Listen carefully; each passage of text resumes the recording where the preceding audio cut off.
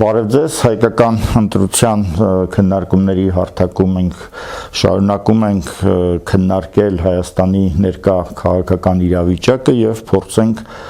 լուծումներ գտնել, առաջարկել ազգային պետական մեր ճգնաժամը հաղթահարելու հարցում եւ այսօր այդ քննարկումը շարունակում ենք Տիգրան Գյուրեղյանի հետ, հայկական ընտրության հիմնական անդամներից մեկը Եվ փորձենք հասկանալ քաղաքական իրավիճակը այսօրվա, ինչպիսի քաղաքական համատեքստ ունենք, ինչ է անում իշխանությունը, ինչպիսի ընդդիմություն ունենք, ինչ ակնկալիքներ ունենք այդ ուժերից, ինչն է պակասում մեզ հատկապես քաղաքական դաշտի ազգային հատվածին, ինչպիսի ինքնակազմակերպման լուծումներ են անհրաժեշտ, որպեսզի նման իրավիճակում մենք այդ ազգային հատվածը ավելի արդյունավետ կարողանանք գործել, սկսենք հասկանալու, թե մենք ինչ ազգային քաղաքական իմաստով ինչպիսի իրավիճակում են գտնվում ճգնաժամային ինչպիսի հանգամանքներ այսօր կարող ենք ընդգծել եւ դրանց շուրջ խոսել Դե իմ կարծիքով գլխավոր հարցը Հայաստանում ժողովրդավարության հաստատումն է Իրականում Հայաստանում չի կարող գոյություն ունենալ ընդհանրապես որևէ ավտորիտար ռեժիմ Դրա համար Հայաստանը որևէ ռեսուրս չունի։ Ավտորիտար ռեժիմների համար գետնի տակից բխող ինչ-որ մի բան է պետք։ Ասենք նավթի տեսքով։ Մենք բոլորս գիտենք այդ պետրոկրատիա են դրանց անվանում նույնիսկ ավտոկրատիայի փոխարեն չնայած մեր պետությունը պիտի կառուցված լինի, հիմնված պետք է լինի հենց ժողովրդի վրա։ Պետության բյուջեն պիտի ձևավորվի ժողովրդի հարկերից, իսկ ժողովուրդը որպեսզի հարկ տա, նա պիտի ուզենա հարկ տա։ Ուզենալու համար նա պիտի կարողանա մասնակցել որոշումների կայացմանը, որի անունը չգիտեմ ինչի դրել են ժողովրդավարություն։ Ու տվյալ պահին դեմոկրատիա։ Հայաստանում չգիտեմ ինչի բոլոր կառավարիչները, սկսած Լևոն Տեր-Պետրոսյանից, դե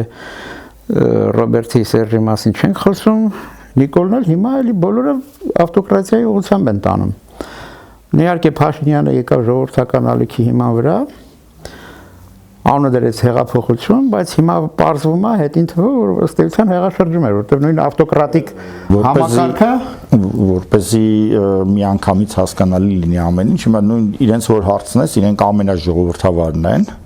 սրանից ավելի ժողովրդավար համակարգ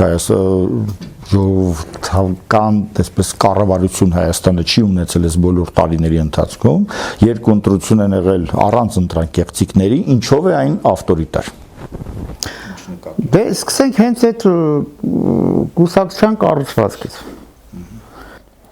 Կանոնադրությունը, որ կարդում ես, կանոնադրությունը ինքը կուսակցության կանոնադրությունը բնորոշում է այդ կուսակցությանը։ Ասենք մեջը նորմ կա այն մասին, որ կարող է մարդուն հեռացնել կուսակցությունից։ Ընդունելու համար ինչ-որ մի մարմին կա, որը, չգիտեմ, կարող է շատ մարմիններ կան, բայց առնվազն մեկ մարմին կա, որը որ որոշում է կայացնում, այդ մարդուն ընդունի այդ կուսակցություն, թե չընդունի այդ կուսակցություն։ Այսինքն թե գաղափարախոսությունը եւ այդ մարդու կողմից այդ գաղափարախոսությունը ընդունելու հանգամանքը հերիք չի, որպեսզի այդ մարդը դառնա այդ կուսակցության հետևորդ։ Օրինակ արևմտյան երկրներում հիմնականում այդպես է։ Մարդը ինքն է որոշում, ինքը հանրապետական է, թե դեմոկրատ է Ամերիկայում գնում է ու գրվում է այնտեղ, ինչ որ մուծումներ է անում, մասնակցում է բոլոր նախընտրություններին, ինքը իրան դեմոկրատ ազգում կամ ինքը իրան հանրապետական ազգում, դա մարդու որոշումն է, այլ ոչ թե այդ կուսակցության ինչ որ մարմնի եւ այլն։ Դե հերացման որոշումը ոնց որ տարբեր կուսակցությունների մոտ կա, նույնիսկ ասենք եվրոպական տարբեր երկրներում երկար ժամանակ դրանք եղել են։ Այո, այսօրվա ընկալմամբ դա առնվազն չկիրառվող դրույթ է շատ երկրներում, որոշներում ընդհանրապես հանված է այդ հանգամանքը կամ փաստացի է հանված, բայց Հայաստանում զուտ հեռացման հանգամանքը դեռ չի ընկալվում որպես ոչ դեմոկրատության մի դրսևորում, բայց ասենք այդ նույն ԿՊ-ն կարող է այսօր պարծենա, որ տեսեք մենք մեր վարչության ընտրությունից առաջ տեխնացուները ինչ որ նախընտրական ելույթներ են ունենում, քննարկումներ կա ինչ որ որ եւ վերջը մենք համագումարում ընտրում ենք այդ տեխնացուներին ինչ որ մրցակցային եղանակով, այսինքն շատ այսպես խիստ ձևակերպելու դեպքում, եթե համարենք, որ այդ հեռացումը անհրաժեշտ է ինչ որ ծայրահեղ դեպքերի համար, հա, ասենք, չգիտեմ, ինչ որ մեկը հանցանք է գործել օրինակի համար եւ նրա ներկայությունը իրանց շարքերում հեչ ցանկալի չի, անպատվաբերավ, այդ դեպքի համար մենք պահպանում ենք հեռացումը, մնացածով տեսեք մենք ժողովրդավար ենք։ Ուզում եմ ասեմ, ինչքանով է դա հենց այդ ավտորիտար բանը միայն դրանով չի, չէ՞, հիմնավորում, մյուս կետերը փորձենք հասկանալ, ուրիշ էլ ինչ ավտորիտար հանգամանք կա Հայաստանում։ Դե ասենք օրինակ այդ նույն ընտրությունը կատարվել է համագումարում։ Ովքեր են ձևավորում այդ համագումարը։ Համագումարը ձևավորվում է ինչ-որ նախնական այդ սկզբնական կազմակերպություն, ես հիմա կօգտագործեմ կոմունիստական կուսակցության տերմինոլոգիան, որտեղ որ մեծացել ենք մենք, ասենք, ինչ-որ ռայկոմի հրահանգիչ գալիս էր սկզբնական կազմակերպության ժողովին էր մասնակցում, որտեղ պետք է ընտրեին ինչ-որ բաներ, պատվիրակներ, որ պետք է մասնակցեին այդ սկզբից ինչ-որ շրջանային ժողովին, հետո շրջանային ժողովից հետո էլ պետք է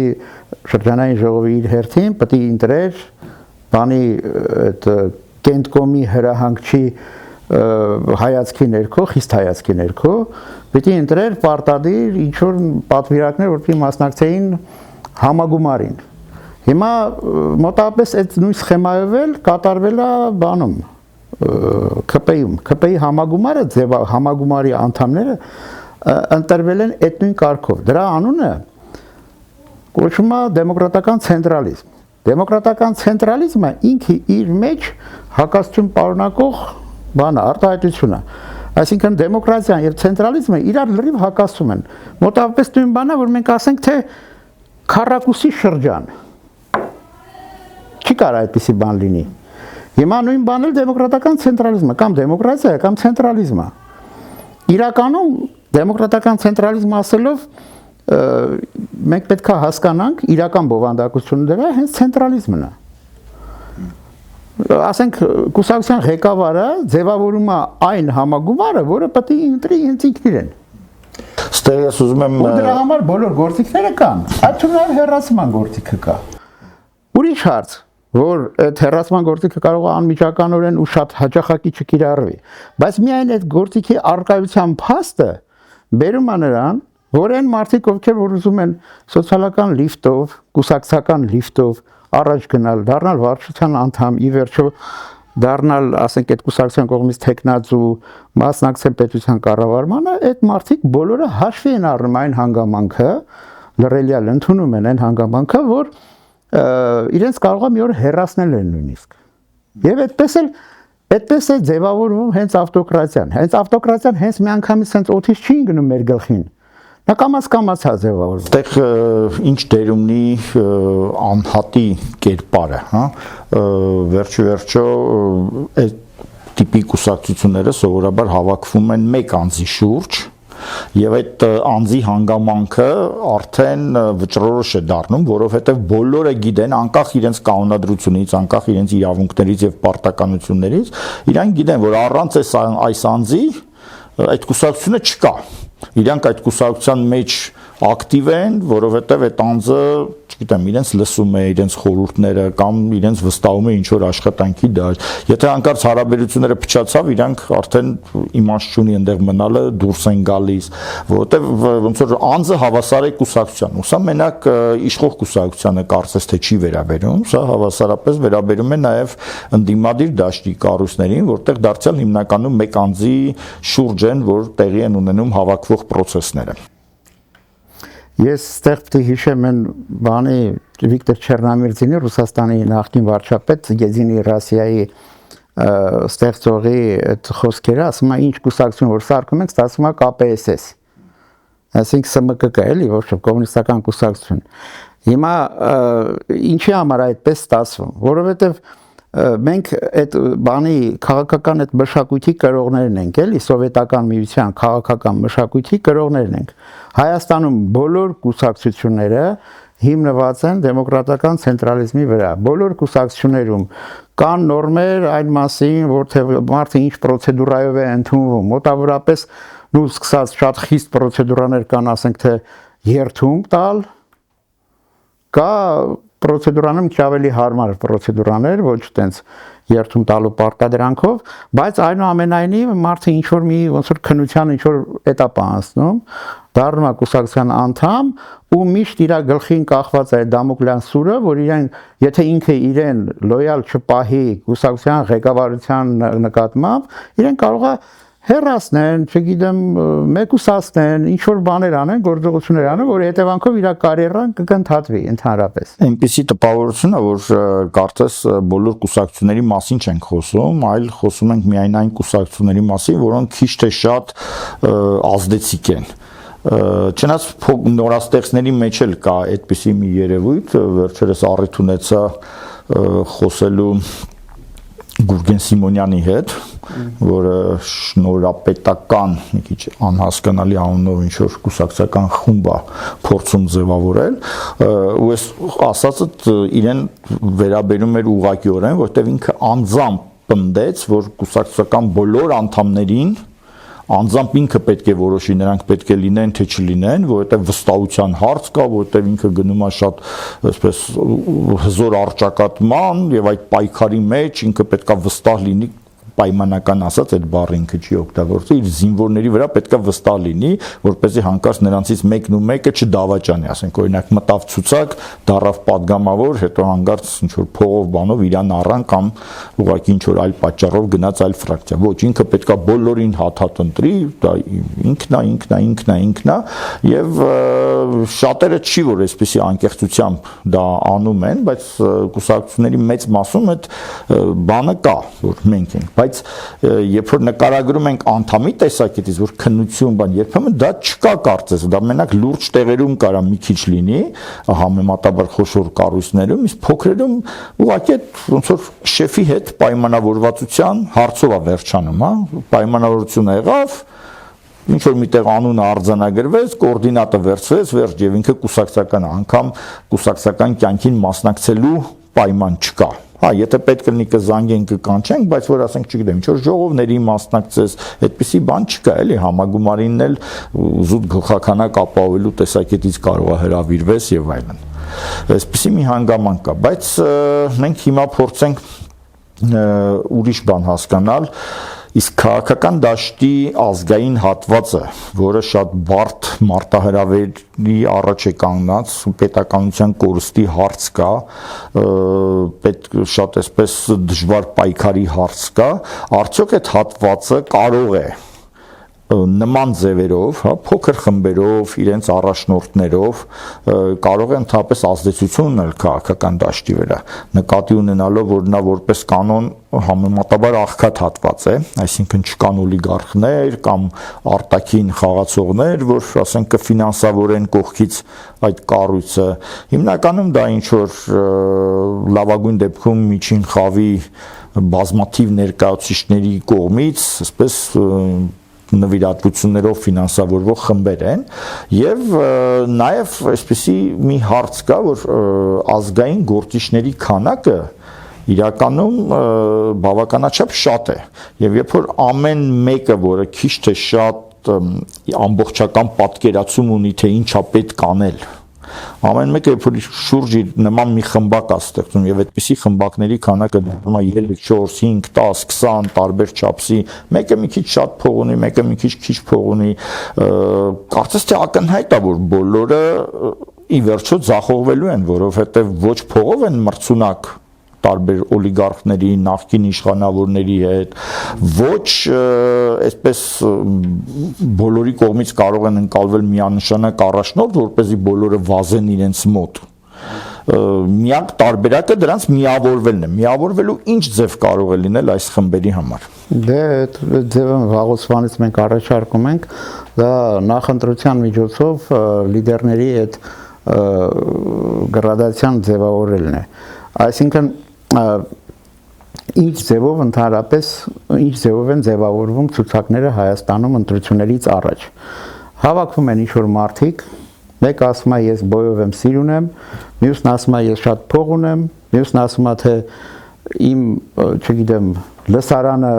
Facebook-ում կամ YouTube-ում, չգիտեմ, 100,000-ը, մյուսն ասում է, թե ընդհանրապես ես խարիզմատիկ առաջնորդ եմ եւ այլն, ու բանը այդ քաղաքական խորհրդակցությունը վերածվում բազարի ուղղակի։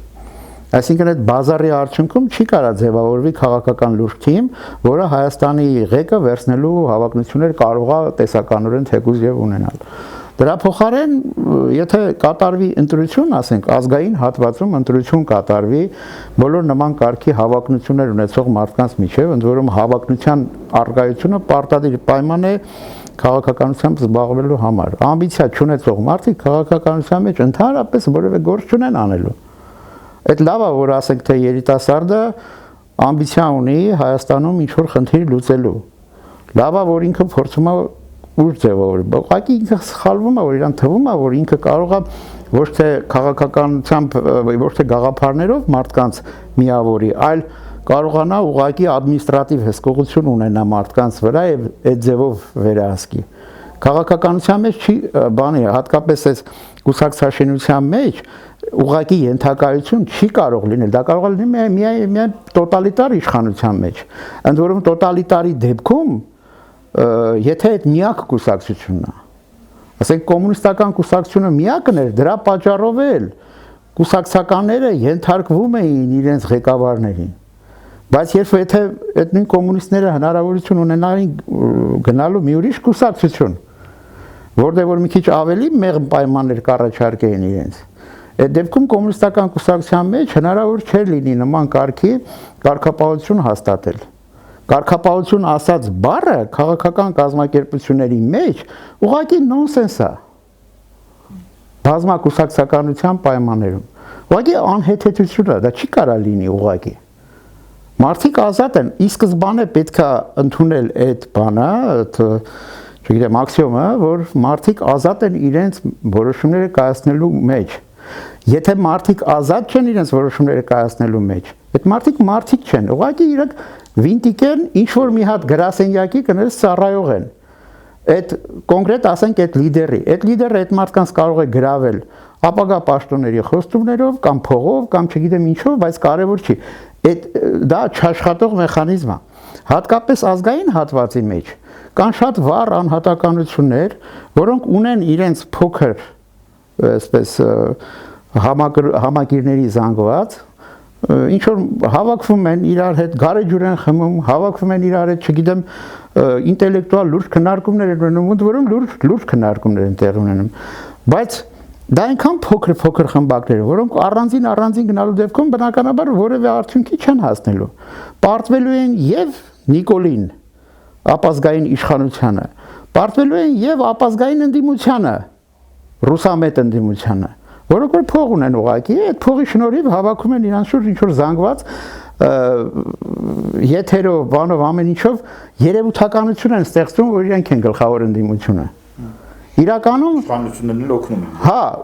ու իշխանությունն ու այդ ընդդիմությունը իրար հետ են, պասերով խաղում են, առանց իրար հետ պայմանավորվելու։ Ես վստահ եմ, որ ասենք Նիկոլն ու Ռոբերտ Քոչարյանը կամ Սերժ Սարգսյանը իրար հետ չեն խորհրդակցում այն հարցի շուրջ, որ այս դե դու ինձ այսքան կարող ես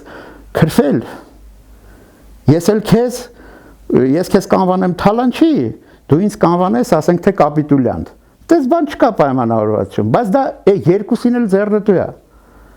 Իսկ ազգային հատվածը այն մարդիկ, ովքեր որ իրոք ուզում են Հայաստանը դարձնել նորմալ պետություն, որը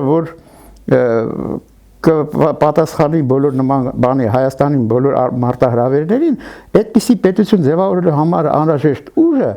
պետք է ձևավորվի նախընտրության միջոցով։ Այստեղ վերջին տարիներին եւ հատկապես վերջին ամիսներին բազմաթիվ կազմակերպությունների այդ նախագիծը առաջարկվել է, որ համատեղ նախընտրությամբ փորձենք ձևավորել առաջիկա ազգային ժողովին ընդառաջ միասնական այդ կազմակերպությունների եւ ազգային դաշտի համար միասնական վարչապետի եւ պատգամավորության տեխնացուների ցուցակ։ Եվ երբ որ մանրամասը ներկայացրել ենք նախընտրության մեթոդը, նրա տարբեր սկզբունքներ, կետեր եւ մեխանիզմներ, ինչ տարբերակներով կարելի է դա կազմակերպել, փորձեմ նրանց անունից առարկել այդ նախընտրության առաջարկին։ Գլխավոր առարկություններից մեկը այն է, որ դուք առաջարկում եք, որ գաղափարական, այսպես, ընկերները ըստ էության, հա, միևնույն նպատակ ունեցող մարդիկ իրար հետ վիճաբանեն, իրար քննադատեն եւ դա կհանգեցնի պառակտման, այսինքն պետքա միավորման հիմքում պետքա դնել գաղափարը, հրաշք մի գաղափար, որ ինչ որ մի հանճար կծնի, մյուսներն էլ մի անգամից կտեսնեն, որ դա հանճարեղ գաղափար է, եւ այդ գաղափարի շուրջ պետքա բոլորը համախմբվեն եւ այդտեղ վիճաբանություն բան ոչ մի բան պետքա չլինի։ Երբ որ բանավեճ ենք դնում, դա հանգեցնելու է պառակտման։ Այդ դրա համար մարդիկ չեն ուզում գան, որովհետև մարդիկ չեն ուզում գան բանավիճեն, չեն ուզում գան իրար հետ կռվեն, որովհետև դրանով նույնիսկ ջուր կլսնեն մրցակիցների, հակառակորդների ջրաղացին, մի խոսքով այն բանավեճը, որ ցանկացած նախընտրության հիմքում է, որովհետև մարդը, որ պետք է ընտրություն կատարի, պետք է իմանա այն տեխնացուները միմյանցից ինչով են տարբերվում եւ անգամ եթե տեխնացուները երկուսն էլ շատ գեղեցիկ խոսում են առանձին, կարող է ընտրողի դուրը նայել գա, բայց երբ որ իրար հետ համադրեն իրենց տեսակետները, պարզվի, որ այնտեղ տարբերություններ կան, ընտրողի համար պարզվի եւ այդ դեպքում նրա ընտրությունը ավելի օբյեկտիվ կլինի։ Բայց փաստորեն մյուս խմբերը, որոնք մերժում են նախընտրությունը, մեծամասամբ բերում են այս փաստարկը, որ բանավեճը ապա կառուցողական է կքանդի այդ ազգային ուժի միասնությունը եւ դրա համար մենք չենք մասնակցում։ Քաղաքականությունը ինքնին ենթադրում է բանավեճ։ Քաղաքականությունը առանց բանավեճի չի լինում։ Իրենք ուզում են ասել բանավեճ հակառակ շահեր ունեցող, հակառակ նպատակներ ունեցող մարդկանց, բայց մենք մեր իրար մեջ ինչ բան ունենք։ Եթե մենք կարող ենք նախնական շատ ընդհանուր գծերով 4-5 գլխավոր նպատակներ բանենք, պայմանավորվենք իրար հետ, այսպես ասած մեր օրակարգը ձևավորենք, այդ օրակարգի ներսում, թե ինչպես պետք է հասնենք այդ օրակարգի իրականացման, այդ խնդիրների լուծմանը, որոնք որ դնում ենք այդ օրակարգով, այդ խնդիրը հենց քննարկման ենթակա է։ Մենք չենք ասում, որ թե Հայաստանը քննարկենք այն բանը, Հայաստանի Հանրապետությունը լուծարենք, թե չէ։ Մենք այդ հարցը չենք դնելու բնականաբար, միանշանակ, որ Հայաստանի Հանրապետությունը պետք է լինի հզոր նորմալ պետություն, ամբողջ հայերին միավորող, անընդհատ զարգացող, մեծացող, ընդլայնվող եւ այլն։ Բայց այդ խնդիրը լուծելու համար ինչ ճանապարհերով մենք պետք է գնանք, դա արդեն քննարկման խնդիր է։ Եվ այդ քննարկումն է հենց այդ քննարկմանը պիտի սպասարկի այդ բանավեճերը, այդ նախընտրությունը ու այդ ժամանակ պետքա որոշվի, թե ովքեր են այն մարդիկ, որ պետք է գլխավորեն այդ process-ը։ Թե չէ, լավ, ինչպես պետք է որոշվի, թե ովքեր են գլխավորելու։ Ի վերջո ցանկացած քաղաքական process բերում է նրան, թե վերջը ով է ղեկավարելու։ Այդ հարցը կարող է պատահի սենց ամաչելով չդնեն մարդիկ իրանց առաջ, իբր թե մենք բանը ներշնչված սուրբ հոգով կամ չգիտեմ վերին իմաստությամբ բուդդայի բանով ես չգիտեմ ինչ-որ մի ձևի մեզ կներշնչեն թե ովքեր պետք է ցուցակ գլխավորեն, բայց այդ ամեն ինչը սուտ է բացարձակապես։ Վերջը պետք է ընտրություն լինի, որպեսզի որոշվի, թե ովքեր են ղեկավարելու այս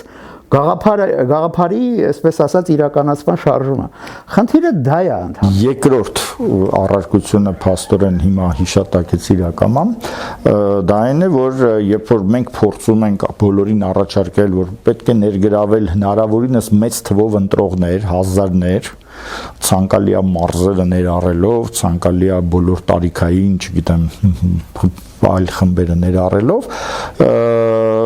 եւ դրա համար նաեւ ասում ենք, որ չպետք է լինի թույլ տվող, այսինքն ընտրելու իրավունք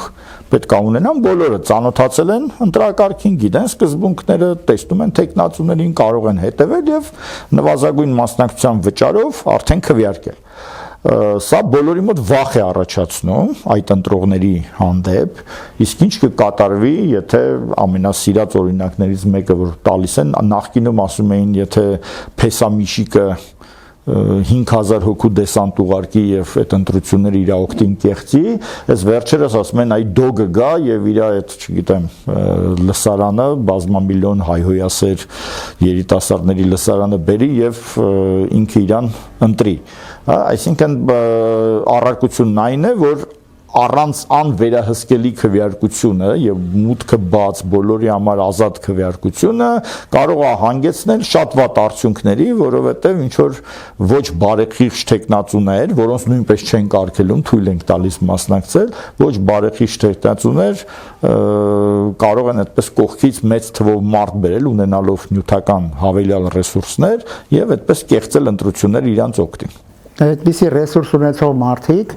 եւ հարուստ մարդիկ կամ եւ ինչ որ չգիտեմ ինչ որ այլ ազդեցություն ունեցող մարդիկ կարող են իրանց ստեղծել, իրանց ինչին է պետք գալ ինչ որ մի հատ ուրիշ այլ կառույց մեծ ջանքեր թափելով փորձել իրենցով անել։ Իմաստը որն է, ես այդտեղ չեմ հասկանում։ Այսինքն այդ մարդ ենթադրում ենք նախապես, որ այդ մարդիկ հիմար են, որ ուզում են գալ ինչ որ մի հատ օտար ինչ որ իրանց համար օտար ինչ որ մի բանը գրավեն, փող ծախսեն դրա վրա, այնինչ կարող են այդ նույն փողը ծախսեն իրանց սեփականը սարքեն։ Այդ մեկ։ Մենք վատ ուրեմն այդպիսի այդպես խոսացող մարդիկ վատ կարծիք ունեն այդ մարդկանց նկատմամբ, որ կարող է այդպիսի գործողություններ անեն։ Այդ մեկ։ Երկրորդը ի վերջո դա շատ բարդ է։ Եթե նույնիսկ գրավեն, ոչինչ չի խանգարում, որ ուղղակի մենք դուրս գանք իրանցով մնան սենց ասած։ Եթե այսինքն այստեղ ոչ մի պարտադրանք չկա էլի, որ ասեք մենք քաղաքականության մեջ մտնելը, կուսակցության մեջ մտնելը ամուսնության ակտ չի։ Մարդիկ սիրուն իրանց համար որոշել են միավորվել իրար հետ ինչ որ ընդհանուր խնդիրներ լուծելու համար։ Հիմա այդ միավորվելու այդ process-ը ենթադրում է նաև ինչ որ անհաջողություններ, բաներ եւ այլն։ Դա էլ է հնարավոր։ Ես դա ուղղակի տեսականորեն չեմ բացառում, բայց գործնականում դա ուղղակի անհնարին է։ Դա բացառվում է։ Հետո ընտրության մասնակիցները մարդը ինքն է որոշում, թե ինքը որ կուսակցության է հավանում, որ կուսակցության ցուցակի ձևավորմանն է ուզում մասնակցի։ Ընդ որում մենակ մեր առաջարկվող տարբերակի մեջ է, որ մարդը ինքը կարող է մասնակցել այդ ցուցակի ձևավորմանը։ Ոչ թե ասենք օրինակի համար նույն քաղաքացիական պայմանագրի վերջերս կատարված այդ համագումարում կոնկրետ մարդիկ էին, որոնք որ ասեցի թե ինչ հիերարխիայով ընտրվել են, դառել են համագումարի մասնակից, որով կարողացել են մասնակցել ցուցակի ձևավորում։ Մեր համար դա լրիվ բաց է։ Ուղղակի մարդը որոշակի փոքր նյութական մասնակցություն պետք է ունենա այդ գործին, որտեղ այդ գործը կազմակերպելու համար փող է պետք։ Այդ փողը մենք չենք վերցնելու որևէ օլիգարխից, փեսայից կամ չգիտեմ աներձակից։ Մենք այդ փողը պետք է հավաքենք հենց այն այսինքն մասնակիցները իրենք ֆինանսավորեն հենց այդ process-ը։ Հա, տեխնացուներից եւ ընտրողներից։ Այդ ընտրողները դրանով են հենց ցույց տալիս իրենց կամքը, որ իրենք ցանկանում են մասնակցել կոնկրետ այդ կուսակցության, այսինքն մեր կողմից առաջարկվող հայկական ընտրության ցուցակի ձևավորմանը։ Երկու այսպես առարկություն, որը շատ ուղղակի չի ասվում, մի տեսակ ենթադրվում է։ Դրանցից մեկը, որ առարկում են, որ նման ընտրությամբ կհաղթեն պոպուլիստները, ժողովրդահաճ գործիչները, որոնք այսպես գեղեցիկ բառեր կասեն, ակնարկվում է նման քննադատություն ասողը, ակնարկում է, որ տեսեք, ես այդպես շատ խոսալ չգիտեմ, բայց ես լուրջ մարդ եմ, լուրջ նպատակներ ունեմ, անգամ նյութական աջակցություն կարող եմ բերեմ եւ նաեւ ասենք գործում հաջողակ եմ, քաղաքականության մեջ էլ հաջողակ կլինեմ, բայց հիմա որ գամ այնտեղ դիմացես մի հատ ջայլ գալու է լեզվին տա, ինքը ընտրվի, ես չընտրվեմ, հա, այսինքն այդ նախընտրությունը արդյոք այդպիսի օբյեկտիվ կլինի, որ կարողանա գնահատել ինձ եւ պատշաճ տեղ տալ։ Եկեք դրա համար ոչ թե նախընտրություն անենք, այլ այսպես լուրջ մարդկանցով հավաքվենք իրար գլուխ եւ նախապես որոշենք ծրագիր բան ամեն ինչ պայմանավորվենք, հետո մյուսներին ասենք եկեք միացեք, լավ, հետո ձեզ էլ մի քիչ ընտրելու հնարավորություն կտանք, այնտեղ արդեն երկրորդական դեր։ Այդ այսպես կոչված քաղաքակիրթ լեզվով ասած քաղաքական խորհրդակցություններն են։ Իրականում դա բազար է։ Այդ էր որ ես նկարագրում եմ։ Մեկը ասում է ես փող ունեմ, մեկը ասում է ես սիր ունեմ, մեկը ասում է ես խելքով եմ պրոֆեսոր եմ։ Իսկ ճիշտ բան կա դրա մեջ ճշտի մասնիկ կա, որ չափանիշը, թե որ մարդիկ ովքեր ուզում են մասնակցել այդ process-ին, ներողություն։ Թե ով որտեղը պետքա գրավի այդ ցուցակում, ասենք օբյեկտիվ չափանիշը հենց ընտրությունն է։ Լավ, ոնց որոշեն տարբեր, ասենք հատկանիշներով, տարբեր բաներ ունեցող նիշերի վրա կանգնած մարդկանց միջև, թե ով որտեղ պետք է գրավի ընդհանուր ցուցակում։ Ասենք եթե պետքա փողով չափել, կվերցնեն հայտարարագրերը կնայեն, կասեն թե դու շատ փող ունես, ուրեմն առաջինը դու ես։ Եթե պետքա ասենք թե բանով չափել, խելքով չափել, IQ-ի տեստ կանցկացնել, սենց ասած, ու կորոշեն, որ ասենք թե ով է առաջինը, բայց այդպես չի իրականում։ Իրականում այդ ամեն ինչի բոլոր այդ հատկանիշների միագումարն է լինելու այն բան հատկանիշը, ընդ որում դա էլ որոշելու թե ինչպես պետքա դա որոշվի, այդ քաղաքագիտական այդ բանը, այսպես մեթոդիկան, դա հենց ընտրությունն է։ Ճիշտ է։ Այնպիսի մարդիկ, ովքեր որ կարող են շատ մեծ ներդրում ունենալ կուսակցության ձևավորման գործում, ինչպիսին օրինակ ասենք փողը, ասենք փողի միջոցով, այդ մարդիկ կարող է հետ ընկնեն, որ բնական է, պետք է լինի։ Քաղաքականությունը հենց խոսելն է։ Խորհրդարանը, ասենք թե իհարկե Ռուսաստանում ես հիշում եմ մի հատ կին ասեց բանա Parlament de место для дискуссий։ Այսինքն խորհրդարանը բանավեճի տեղ չի, սենց ասած, բայց դա տոտալիտար նորմալ երկրների համար է այդպես։ Հայաստանը հուսով եմ այդպեսին, մենք չենք ուզում, որ Հայաստանը այդպեսին լինի։ Դրա համար այն մարդիկ, ովքեր որ ճարտար են խոսում, իրենք իրենց հետևի շատ մարդ կարող են տանել, ովքեր որ լավ, նորմալ, ժողովրդի կողմից ընկալելի, ընդունելի ծրագրեր են առաջարկում, դրանք էլ պետք է լինեն առաջինները։ Մարդկանց աչքը վախեցած է, առաջին հերթին վախեցած է Նիկոլ Երևույթից, այսինքն այդ տեսեք ճարտար խոսում է, բայց երկիրը կործանեց։ Մի հատ պրովոկացիոն հարց տամ, եթե մեր առաջարկած սկզբունքներով նախընտրություն լիներ, Նիկոլ այնտեղ հաղթելու շանս ուներ։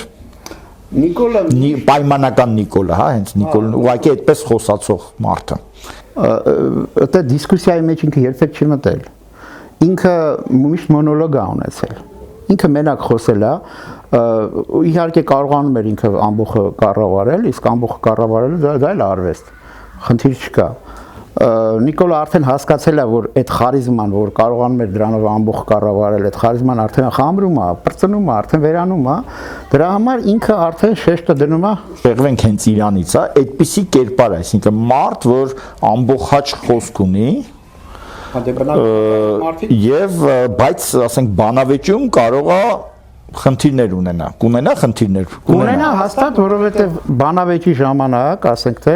իր բերած բոլոր փաստարկներին մյուս կողմը կարա բանի, բերի իր հակափաստարկները, բայց եթե ինքը խոսում է, ինքը մենակ խոսում է բանի հետ, աուդիտորիայի հետ, այլ ոչ թե բանավիճում է դիմացինի հետ, բնականաբար իր խոսքերը ոչ մեկ չի հերքում եւ այլն, այդպես ստացվում է մի մոնոլոգ իր կողմից, մի ուրիշ մոնոլոգ ուրիշ կողմից։ Սա եւս մի կարծրատիպ է, որը ստիպված ենք հաղթահարել, որովհետեւ իրոք մարդկանց աչքը վախեցած է տարբեր տեսակի դեմագոգներից եւ չեն հավատում, որ նախընտրության քննարկումների ժամանակ դրանք կձախողվեն։ Այնինչ ես լրիվ համաձայն եմ, ես հիշում եմ նրա տարբեր ելույթների մեջ, նույն նախադասության մի մասը հակասում էր մյուս մասին։ Եվ երբ որ ունենար ընդդիմախոս, բնականաբար դա կմատնանշվեր եւ որպես կանոն այտենց համարցակ հարթակից խոսացողը, երբ որ ոչոք նրան չի առարկում ներքևից,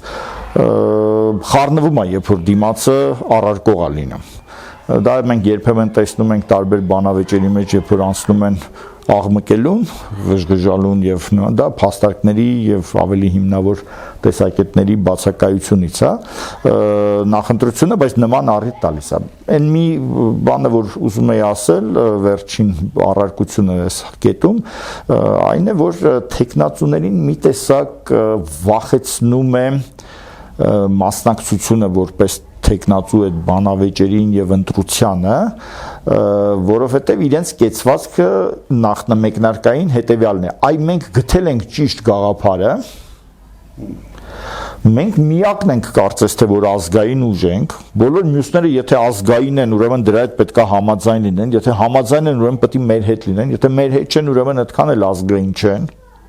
կամ պարզապես գոյություն չունեն։ Իսկ հիմա մեզ առաջարկվում է չգիտես թե ում հետ, չգիտես թե ինչ բանավեճ,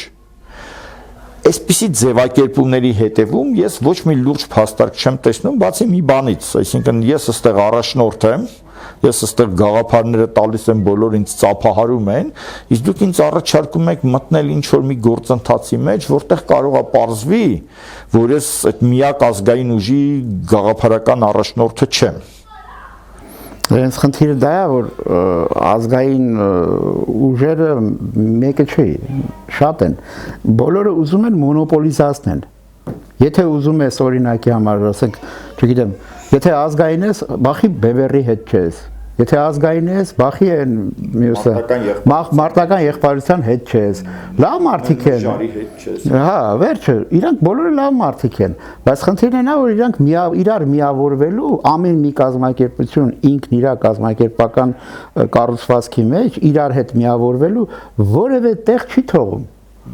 Ասում եմ մենք ենք այնտեղ ինչ որ վինետկա է, մի 10 առաջնորդ կան, այդ վինետկան է,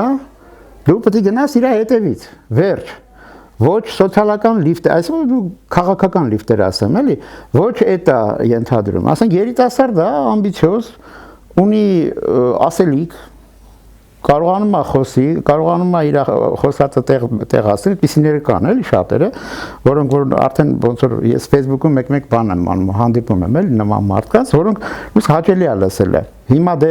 ընդ որում այդպիսի տեխնոլոգիաները շատ գրավիչ են երիտասարդների համար հենց։ Ու այդ մարդիկ այդտեղ առաջ գնալու որևէ շանս չունեն, որովհետեւ ինչ որ պալիտ բյուրո նստած ինքը այդտեղ որոշել է արդեն իր փոխարեն ամեն ինչը ու արդեն այդ մարդը բանի առաջ է կանգնում, ասենք տուպիկի առաջ է կանգնում։ Դրա համար այս մեր առաջարկած տարբերակը միակ ձևն է, որ կարող է միավորի նաև անհատների, որոնք որ այդպիսի որևէ կազմակերպության մեջ չկան, էլի։ Հայաստանի քաղաքընտրությունների հետ կապված կա միշտ մեկ գլխավոր հարց, եւ դա վճռորոշ հարց է, ով է գլխավոր ընդդիմադիր ուժը։ Մենք ունենք միշտ իրավիճակներ, որտեղ գլխավոր ընդդիմադիր ուժի դերում կամ ինչ-որ մի նախկին իշխանավոր է, նրանց շուրջ հավաքված ինչ-որ հաճախորդների քանակություն, կամ ինչ-որ մի մեծահարուստ է, նրա շուրջ հավաքված հաճախորդների քանակը։ Հազվադեպ պատահել է, որ հանրությունը 2-3 հոգու միջև է բաժանել այդ գլխավոր ընդդիմադիր ուժի ընկալումը, բայց ազգային քաղաքական դաշտի ազգային հատվածը ներկայացնող ուժը, որպեսզի դառնա գլխավոր ուժ, նա դեռ նախընտրական փուլում պետք է ոնց որ ստվերի այն նախկինոտ ընդդիմադիրներին, օլիգարխ ընդդիմադիրներին, դրա համար առնվազն պետք է միավորում։ Միավորման երկրորդ անհրաժեշտությունը որն է։ Հիմա եթե կա քաղաքական դաշտի ազգային բևեռ եւ այդ դերի համար պայքարում են 4, 5, 10, 20 խմբակ, նրանք ունեն երկու տարբերակ։ Իրար հետ պայքարել նախապես ձևավորել այդ ուժը ընդ որում մասնակցելով դրան, հա, ոչ թե մեկը հաղթում է, մյուսները պարտվում են, այլ բոլորը միասին մասնակցեն, ուղղակի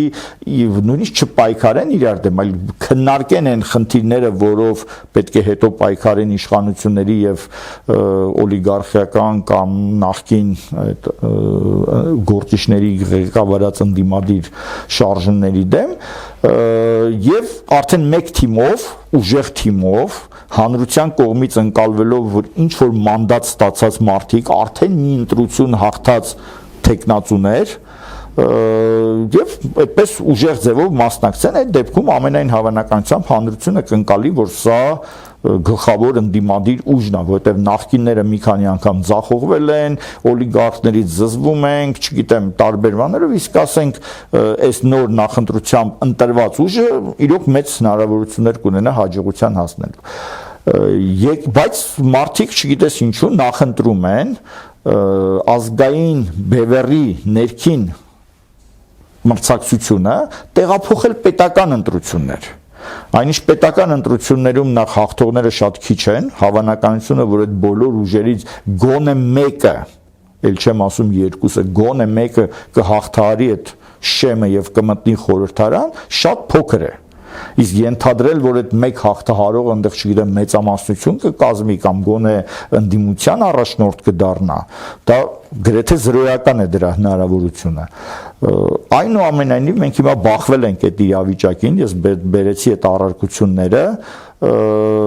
թե ինչու են մեզ մերժում։ Հիմա մերժելու պարագայում ինչ կարող ենք մենք անել։ Կարող ենք մենք արդյոք հայտարարել նախընտրություն եւ հույս ունենալ, որ կազմակերպված խմբակներում չներկայացված մարդիկ առաջին հերթին համակիրներ, որոնք որպես ընտրող կգան կմասնակցեն եւ նաեւ նրանց մեջից դուրս եկած ինչ որ դեռևս մեզ անհայտ տեխնացուներ կգան եւ կմասնակցեն նախընտրությանը։ Հնարավոր է դա, ի վերջո, ասենք, ինչը հնարավոր է ֆիզիկապես,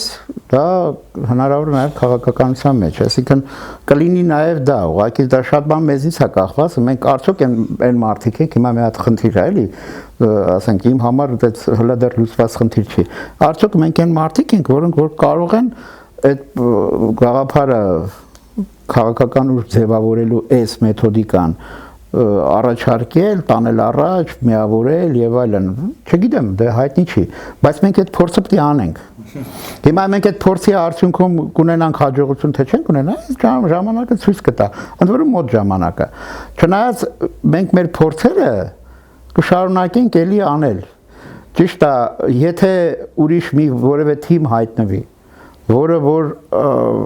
օրինակ ես որ տեսնեմ մի ուրիշ թիմ հայտնվի, որը որ ավելի հարմար, ավելի ճիշտ ձևերով կարողանում է միավորին հենց այս մեր ներկայացրած սկզբունքների նախընտրության, բաց կուսակցության եւ այլն այս սկզբունքների հիման վրա ինչ որ ուժ է ձևավորում ազգային, ասենք ես մեծ հաճույքով նրան կմասնակցեմ։ Ճիշտ ասած, այդքան էլ տենց հավեսով չեմ, էլի, սենց ասած, ու լիքը ուրիշ զբաղմունք ունեմ, անձամբ ես էլ, ես իմ մասն եմ ասում, ու պարտադիր չի, որ հենց մենք լինենք կազմակերպողը, բայց այդ գաղափարը անպայման պետքա մտցվի շրջանառության մեջ։ Վերջը պետք է ժողովրդին մենք տեղ հասցնենք այն փաստը, որ այս արկա քաղաքական համակարգը դա տանում է փակուղի։ Վերջին հարցը վտանգ կա, որ եթե մեզ մասամբ հաջողվի նախընտրություն կազմակերպել, բայց չհաջողվի ազգային դաշտում խաղացող բոլոր խմբակներին մասնակից դարձնել այդ նախընտրությանը, վտանգ չկա, որ մենք էլ կդառնանք այդ բազմաթիվ կուսակցություններից մեկը, որը փորձում է այդ ազգային դաշտում խաղալով, մենք էլ կընկալվենք այդ ընդհանուր շարքում եւ կմասնակցենք այդ ձայների պառակտմանը։ Ամեն ինչի վտանգ էլ կա, բայց բացի մեզնից որևէ այլ քաղաքական ինչ որ չգիտեմ կառույց ցույց տուր չկա էլի ուղղակի, որը որ այդպիսի սկզբունքներով ասում է եկեք դառեք մեր անդամ։ Չի ասում որ եկեք դբտեք մեր թրի տակով անցեք, չգիտեմ ընդունեք մեր գերիշխանությունը, որ մենք չգիտեմ միակն ենք եւ անկրկնելին, սենց ասած վերևում նստած ու մեր զինվորը դառեք։ Այդպես բան բոլորն են ասում, բայց բացի մեզնից մենք ասում ենք եկեք այս հարթակը, որտեղ ազատ հարթակ է, որտեղ որ կարող եք գալ, բերել ձեր համագիրներին, բոլոր միասին, սենց եւ ընտրել համատեղ մի բան։ Սրանով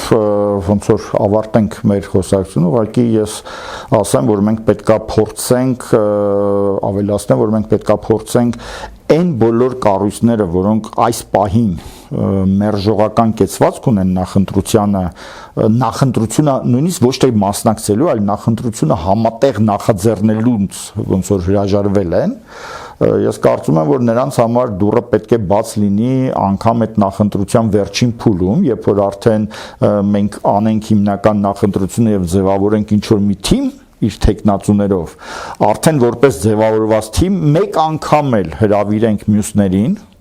դրանք լինեն կազմակերպված խմբեր կամ ինչ որ անհատներ, որ ինչ-ինչ պատճառով ոչ մի խմբի մեջ չեն հայտնվել, հրավիրել միատել արդեն այդ միջկազմակերպական նախընտրությամբ մի փուլ էլ վերջում անել եւ հույս ունենանք, որ Հայաստանին գլխին այսպես կուտակված այս մութ ամպերը, որ ոչ միայն չեն ծրվում, այլև արտա կառավարության ամեն մի հերթական սխալ քայլի, ամեն մի այսպես արտաքին թշնամիների կոշիկները լպստելու եւ ներսում բոլորի վրա հարձակվելու այս իրավիճակի մեջ ոնց որ մի տեսակ զգոնության բան կառաջանա եւ զգացում կառաջանա եւ մարդիկ այնուամենայնիվ գոնե վերջին պահին կփորձեն ավելի համախմբված մասնակցել, որովհետեւ Հայաստանի քաղաքացին ազգային պատասխանատվությամբ ընտրող քաղաքացին իրավունք ունի ունենալ մի ուժեղ ազգային ցուցակ, նախապես ընտրված իր մասնակցությամբ ձևավորված ցուցակ, հաղթական ցուցակ, որը ոչ միայն կարողանա իրականացնել իշխանափոխությունից առաջ իրականացնի ընդդիմությունափոխություն, որպեսզի կարողանա իրականացնել իշխանափոխություն։ Դե շնորհակալություն զրույցի համար, մենք կշարունակենք միշտ բաց են։ Անդոր եթե չի փակվել, դռները նույնիսկ մերը չեն, էլի։ Մերը չեն, ընդհանուր բաց դուռ է։ Շնորհակալ եմ քննարկման համար, կշարունակենք։